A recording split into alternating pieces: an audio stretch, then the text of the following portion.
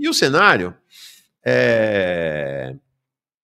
continua, é desastroso, o cenário continua o mesmo. Olha aqui o que está acontecendo. Em março, quando o governo imaginava que já estaria começando a recuperar sua popularidade.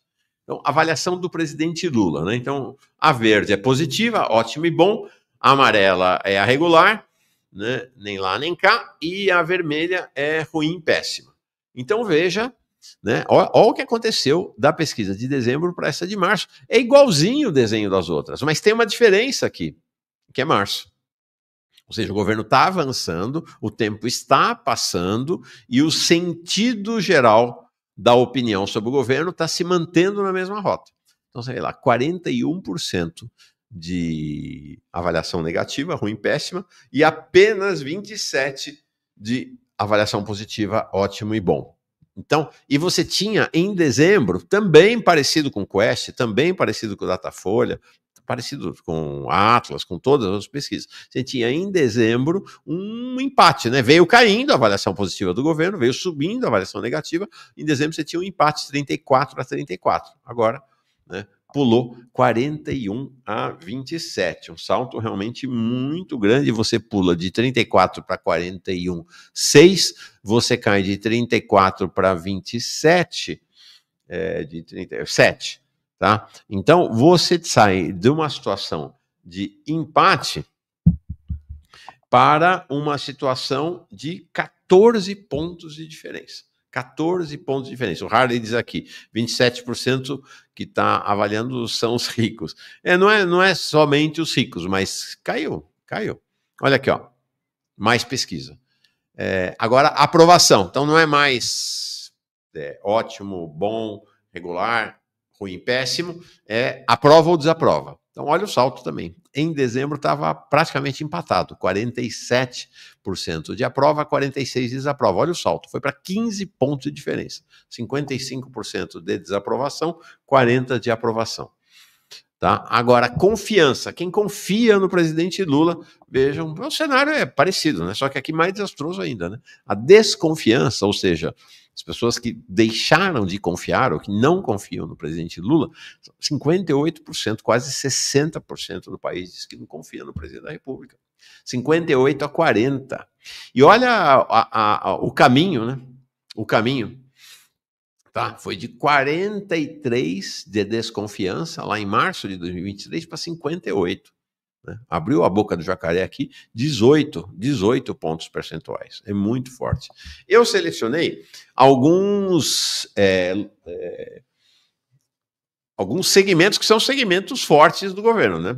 Exceto dois deles. Mas são segmentos onde o lulismo, onde o petismo, onde o governo sempre teve força, e as outras pesquisas vinham mostrando já um enfraquecimento acelerado do governo nos seus bastiões, né, no seu eleitorado tradicional. Isso se confirma e se aprofunda agora. Veja a situação no Nordeste. O Nordeste está caminhando para um empate da avaliação negativa e positiva. Olha, está 37-61. Vamos lembrar que no Nordeste, eu não tenho a série histórica, tá? Eles não divulgaram. Mas vamos lembrar que no Nordeste era acima de 60%, chegava a 70% de aprovação do presidente Lula. 37-31. E o Pandora está dizendo que ele tem razão. A culpa é do Mauro e do Jones, pois é. Até um salário mínimo.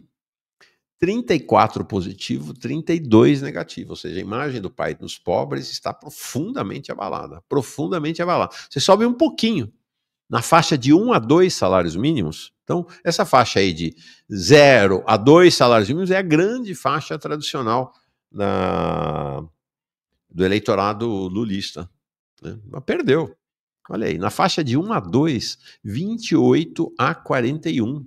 28 positivo, 41 negativa.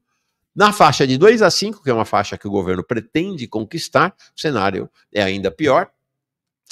Por que eu digo que o governo pretende conquistar? O governo acha que, com a apresentação do projeto de isenção salário mínimo de imposto de renda para quem ganha até R$5.000, esta faixa, ou parte desta faixa, né?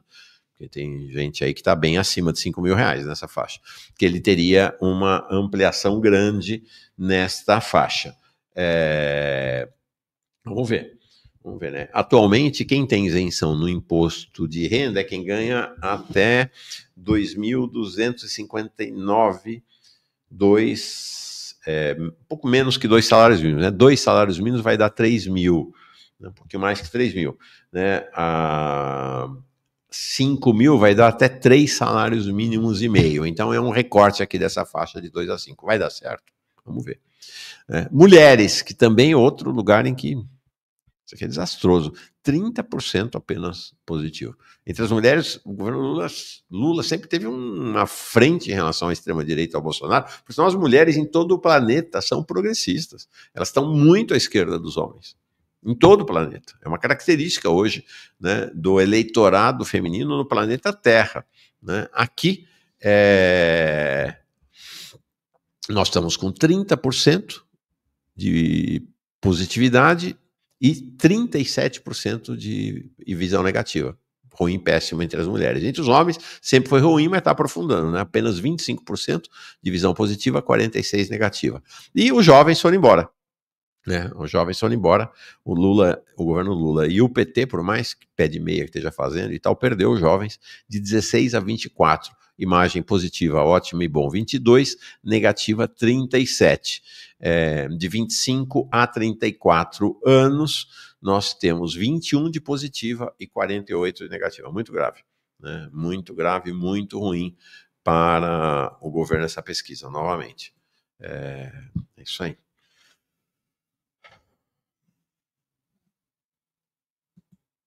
Deixa eu ver aqui.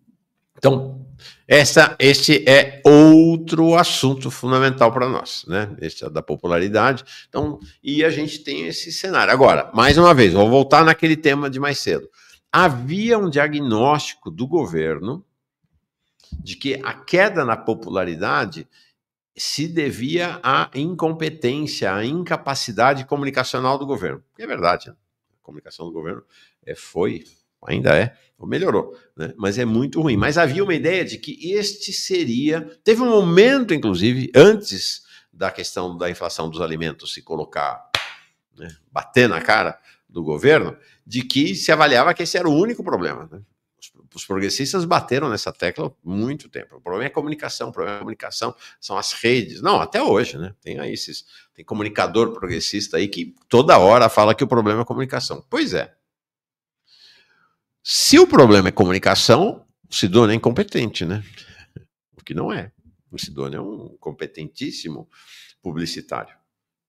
Mas o Sidônio, gente, já era para ter dado o resultado. Se o diagnóstico fosse comunicação, se o diagnóstico de que o problema era a comunicação tivesse correto, ou pelo menos parte tivesse correto, tinha começado a reverter essas curvas. Não reverteu. O Sidônio tomou posse em 14 de janeiro. Então nós estamos falando, ó, 14 de março, então tem 2 meses de Sidônio. Não é pouca coisa. Mas, na verdade, ele já era, na prática, porque o Pimenta não serviu nem café para ele mais lá no Palácio do Planalto. O Sidônio já era ministro, na prática, a partir ali de meados de outubro. Vamos lembrar que, em 24 de novembro, quem montou toda a comunicação do aprofundamento do arcabouço, inclusive aquele pronunciamento desastroso do Haddad em rede nacional de rádio e TV, foi o Sidônio. Foi o Sidônio. Então, o Sidônio podemos dizer que o responsável pela comunicação de governo desde novembro do ano passado. Isso quer dizer o seguinte, o problema, ou o Sidônio é um incompetente, ou o problema não era a comunicação. Ou, pelo menos, a comunicação não é um problema tão relevante assim para o governo. Tá? Então, esse é o cenário, é muito grave essa pesquisa desse ponto de vista.